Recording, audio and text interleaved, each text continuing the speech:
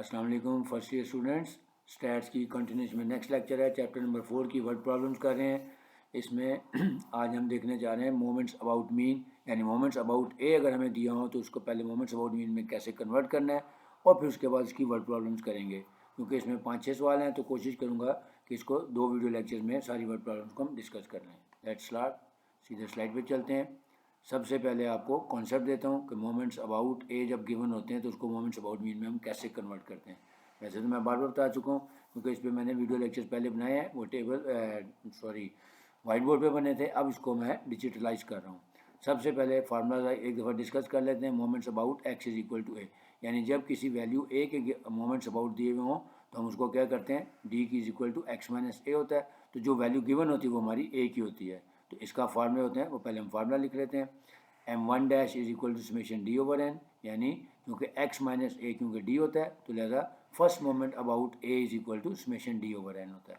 Second moment about mean की हो जाएगा वो about a is equal to summation d square over N.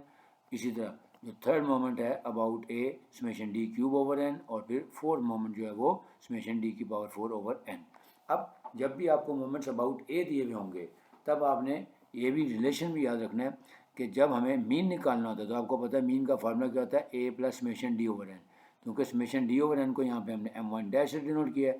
लिहाजा अगर हमें फर्स्ट 4 मोमेंट्स अबाउट मीन दिए हुए हों अबाउट ए और उसने कहा उसमें से मीन निकालना है तो उसका क्या तरीका होगा कि जो ए की वैल्यू होगी गिवन होगी उसको हम m1 डैश में ऐड कर देंगे तो हमारा मीन आ जाएगा। यानी इसलिए मैं लिखा सिंस अगर we have to calculate mean then mean is equal to A plus m1 dash, यानी moments about first moment about A जो दिया होगा उसमें ए हम ऐड कर दें तो वो मीन की वैल्यू बन जाएगी। अब इन चारों मोमेंट्स अबाउट ए को हम कैसे कन्वर्ट करते हैं इनटू मोमेंट्स अबाउट मीन में, वो आपको पता है बुक में फार्मूलाज दिए हैं। पहला, first moment about mean is always equal to zero, लिहाजा इसको हम m1 dash minus m1 dash is equal to zero भी कर सकते हैं या डायरेक्ट भी जीरो लिख सकते हैं। अगर आप डायरेक्ट भी लिख देंगे तो उसके मार्क्स नहीं करते क्योंकि m1 dash minus m1 dash करेंगे तो वो जीरो ही होगा। ठीक है।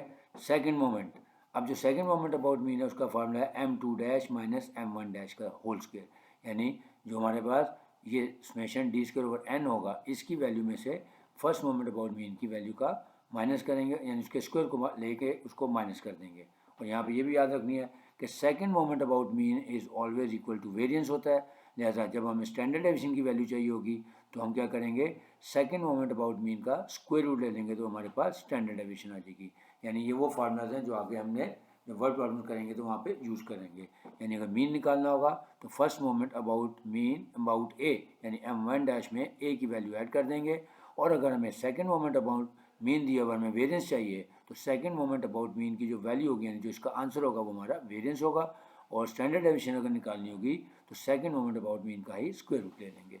फिर थर्ड मोमेंट अबाउट मीन का ये फार्मूला है m3 dash minus 3 m2 dash m1 dash plus 2 m1 dash का cube. Similarly m4 is equal to m4 dash minus 4 m3 dash m1 dash plus 6 m2 dash m1 dash का square और minus 3 m1 dash की power 4। यानी ये चार फार्मूले हैं जिसमें से बस चौथा फार्मूला थोड़ा सा लंबा है, इसको आपने अच्छे तरीके से याद करना है, प्रैक्टिस है ये भी याद हो जाएगा। तो हमें जब भी मोमेंट्स अबाउट ए दिए होंगे तो हमने मोमेंट्स अबाउट मीन में फाइंड करने होंगे तो इन फार्मूलाज की मदद से उनको हम कन्वर्ट कर लेंगे। अब चलते हैं वर्ड प्रॉब्लम्स की तरफ। क्वेश्चन नंबर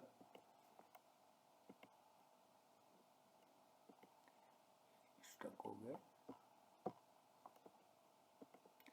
नेक्स्ट स्लाइड पे चलते हैं। Question number 4.30, first 4 moments of a distribution about x is equal to 2, यानी ये a की वैल्यू दी है। जो भी यहाँ पे लिखी हो x इज इक्वल टू 2 या y इज इक्वल टू 2, इसके अंदर ये a होता है हमारा। R1, 2.5, 5.5 एंड 16 ये रिस्पेक्टिवली होते हैं। ठीक है, यानी ये m1 डैश है, ये m2 डैश है, ये m3 डैश है और ये m4 डैश है। और जो x is equal to a या y इज इक्वल टू 2 लिखा होगा तो ये x यानी a की वैल्यू होगी। तो सबसे पहले हमने फाइंड क्या करना है, मीन भी फाइंड करना है एंड कोफिशिएंट ऑफ वेरिएंस भी फाइंड करना है। तो बहुत आसान है। अभी जो मैंने फार्मूला बताए थे उसके मुताबिक पहले गिवन डाटा लिख लेते हैं। जो a की वैल्यू है जो यानी x इज इक्वल टू 2 है ये हमारा a है, m1 डैश की वैल्यू है 1, m2 डैश है 2.5, m3 डैश है 5.5 और m4 डैश की वैल्यू आ गई 16। अब देखें मीन फाइंड करना है, तो मीन का भी मैंने बताया कि जब आपको फर्स्ट मोमेंट अबाउट मीन दिया हो यानी m1 तो इसमें a ऐड कर देंगे तो वो हमारा मीन होगा। तो ये देखें मीन और कोफिशिएंट ऑफ वेरिएंस फाइंड करना है। अच्छा वो बाद में निकाल लेते हैं क्योंकि हमने कोफिशिएंट ऑफ वेरिएंस निकालना है तो लिहाजा उसके लिए हमें स्टैंडर्ड डेविएशन चाहिए। तो इसका मतलब है पहले हम इनको मोमेंट्स अबाउट मीन में कन्वर्ट कर लेते हैं क्योंकि हमें सेकंड मोमेंट अबाउट मीन भी चाहिए। तो इसलिए पहले मैं सेकंड मोमेंट अबाउट मीन निकाल रहा हूँ। तो उसका फार्मूला भी आपको बताया m2 माइनस m1 का स्क्वायर। तो m2 हमारे पास 2.5 माइनस m1 है 1, इसका स्क्वायर लें तो 1.5 आ गया। अब हमारे पास सेकंड मोमेंट अबाउट मीन आ गया। अब हम बाकी चीज़ें फाइंड कर लेते हैं। As we know that mean is equal to a plus m1। ये अब मैं बता रहा हूँ कि फर्स्ट मोमेंट अबाउट a यानी m1 की वैल्यू में अगर हम a ऐड करते हैं तो वो मीन आ जाता है। अब सेकंड पोर्शन है उसके लिए हमें चाहिए कोफिशिएंट ऑफ वेरिएंस। उसका फार्मूला होता है standard deviation over mean multiplied by 100%। तो अब स्टैंडर्ड डेविएशन कैसे निकलेगी? अभी मैंने पहली स्लाइड में बताया कि जब भी स्टैंडर्ड डेविएशन चाहिए होगी तो सेकंड मोमेंट अबाउट मीन का स्क्वायर रूट ले लेंगे तो हमारी स्टैंडर्ड डेविएशन आ जाएगी।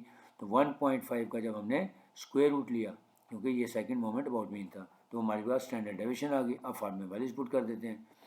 सो 1.22 डिवाइडेड बाई 3 मल्टीप्लाइड बाई 100% तो 40.67% ये हमारी आ गई coefficient of variance. Next question number, क्योंकि हम सिर्फ सिलेक्टिव वर्ड प्रॉब्लम्स कर रहे हैं, वैसे मैंने कहा कि तकरीबन सारे हल जो क्वेश्चन है इसका मैंने वाइट बोर्ड पे करवाया हुआ, लेकिन वर्ड प्रॉब्लम्स हम चेक कर रहे हैं यहाँ पे। 4.31 find moments about mean β1 β2 given that the first 4 moments about x is equal to 20 are this and that respectively। Again ये x is equal to 20 है तो ये हमारा a हो जाएगा। सबसे पहले given that लिखते हैं। a है हमारे पास 20, m1 है हमारे पास -2, m2 है हमारे पास 15, फिर m3 है हमारे पास -2.5 और फिर m4 है 80। ये हमारा गिवन डाटा है। अब हमने फाइंड क्या करना है? हमने फाइंड करना है β1 और β2, लेकिन β1 और β2 दोनों के लिए पहले हमारे पास मोमेंट्स अबाउट मीन होने चाहिए। तो पहले हम मोमेंट्स अबाउट मीन कैलकुलेट करते हैं, चारों चाहिए। ठीक हो गया। तो first of all we calculate first 4 moments about mean. तो फर्स्ट मोमेंट मैंने कहा हमेशा 0 होता है, उसको कैलकुलेट करने की ज़रूरत नहीं है। m2 second moment about mean का फार्मूला लिखें, m2 माइनस m1 का स्क्वायर।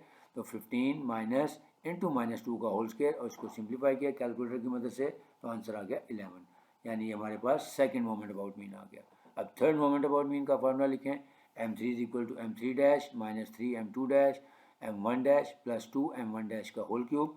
वैल्यूज पुट कर दी कैलकुलेटर से, फिर मैंने इसका आंसर निकाला 49 आ गया।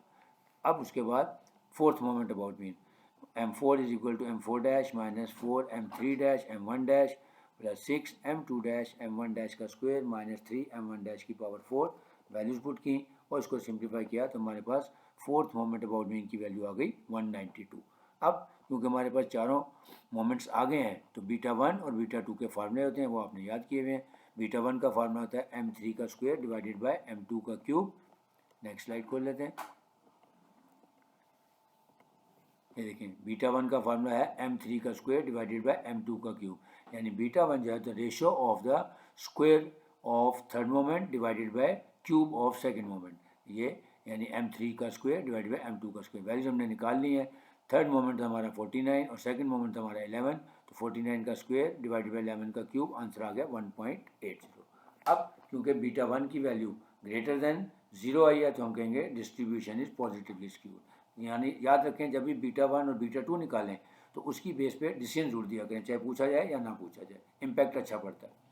नेक्स्ट β2 का फार्मूला है m4 डिवाइडेड बाय m2 का स्क्वायर, यानी फोर्थ मोमेंट अबाउट मीन है 192 और सेकंड मोमेंट अबाउट मीन था 11, उसका स्क्वायर लिया और उसको सिंप्लीफाई किया, आंसर आया 1.5। अब β2 की वैल्यू जो होती है उसको हम हमेशा 3 से कंपेयर करते हैं। If the answer is greater than 3 तो ये उसको हम कहते हैं लेप्टोकर्टिक, और अगर लेस देन 3 हो जैसे ये है तो इसको कहते हैं प्लेटेकर्टिक, और अगर β2 की वैल्यू इक्वल टू 3 आए तो उसको हम कहते हैं मेसोकर्टिक।